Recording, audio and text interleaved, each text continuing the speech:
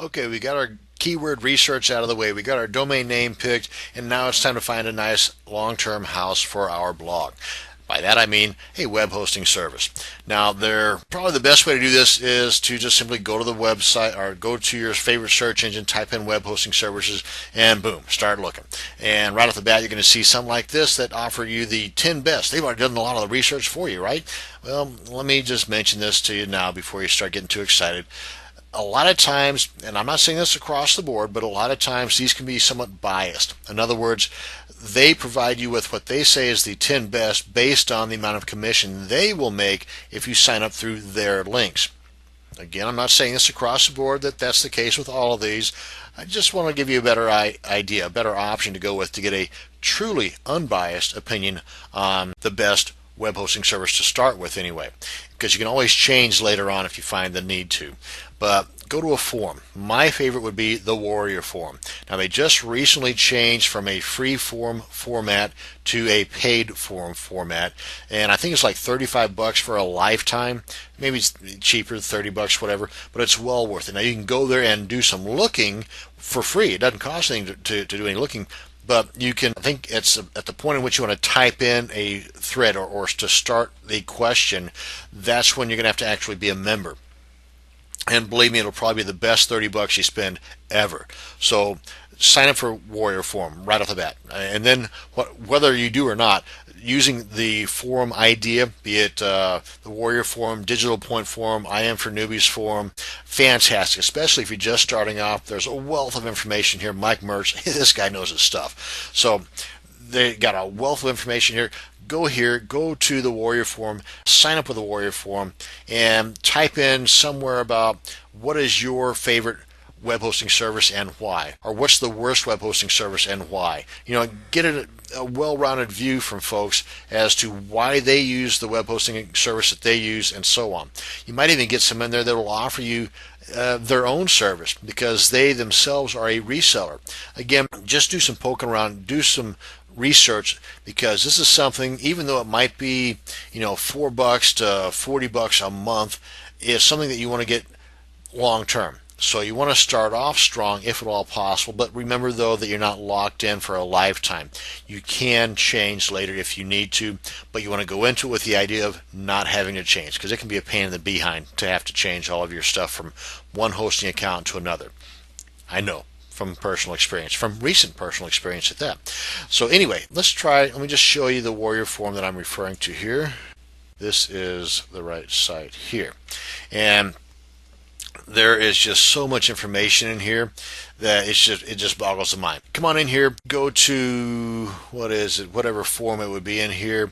Not the special offers, but maybe this one here, discussion forum, and just type in there. And you might even just do a search for web hosting services and find a bazillion of them in there. So that's how you can get an unbiased opinion. Let's head on over to HostGator, and this pretty much holds true for a lot of them that have various types of services that they provide within their particular company.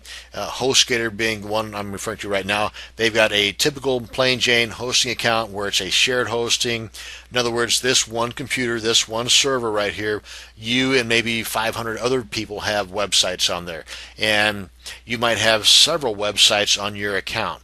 So all under the one domain name. And again, that's a little beyond the scope of this video, but just let it be known, though, that there could be a whole lot of stuff going on right here between you and the others that are sharing that account. And then you have the reseller account, which is basically allowing you the opportunity to resell this service. So if you're into marketing and you've got a little bit of online experience under your belt, then this would be a great way to go, because you're able to recoup your expenses and even make a profit just from hosting other people's accounts. Now, with that comes certain managerial duties that goes beyond the scope of this video as well, but I just want to let you know, though, that with this added ability to make a buck is the added expense too. This was $25 a month versus the $5 a month here.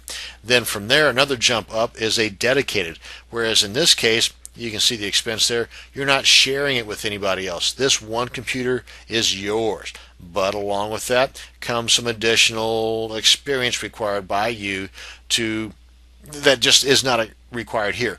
But at this point, whenever you're at this level of online marketing or online sales, then you're going to have that experience. So it's not that big of a deal when you get to that point. But there's a lot of cool stuff you can get with this, depending upon the term of your agreement with them, whether it's 1 year, 3 years, would depend on the amount of the monthly expense. So there might be some up here, like it says, for $4.95. You might have to lock into a 3-year term to get that. But there are other services out there like HostMonster, for example, that provides you with a free domain. So in addition to the one you already purchased, you'll just have a second domain. But with a reseller account, one of the cool things with this is you have a separate control panel or a cPanel style control panel for every single domain name that you have here. Now, just starting off, you're only going to have the one domain, but again, whenever you get to this point, a reseller account might be better for you, whether you're reselling it or not, just simply because of the fact you have the ability to get a separate cPanel control panel for each domain name that you have. And that's basically it. I just wanted to introduce you to the way to get an unbiased opinion on who to go with, and I wanted to introduce you to some of the added extras you would get with a particular web hosting service. HostGator's the one that I'm going to go with, but HostMonster is another one that's great. Again, don't take my word for it. Do your own little bit of research. It won't take that much. Just hit up the forums and you'll find out. One of the things you want to keep in mind is that whenever you lock yourself into a hosting account, they're going to send you an email, a very important email. You want to copy the information from within that email, telling you about your password, your username, your IP address, all that cool stuff, and you want to put that on a text document and lock that away in that folder that I talked about in the prior video on organizing your online marketing, with the folder inside of the folders and the documents and all that kind of stuff. You want to put that there. So that way you've got the information needed to log into your cPanel, to create your FTP client, and all these are things we're going to get into in upcoming videos. But next up, I'm going to show you how to quickly, using Namecheap anyway, and it pretty much is the same with any other domain name registrar, but how you can quickly change your name servers from the domain registrar to your hosting account. That's going to bring us to the end of this video. Thank you very much for watching, and you have a great day.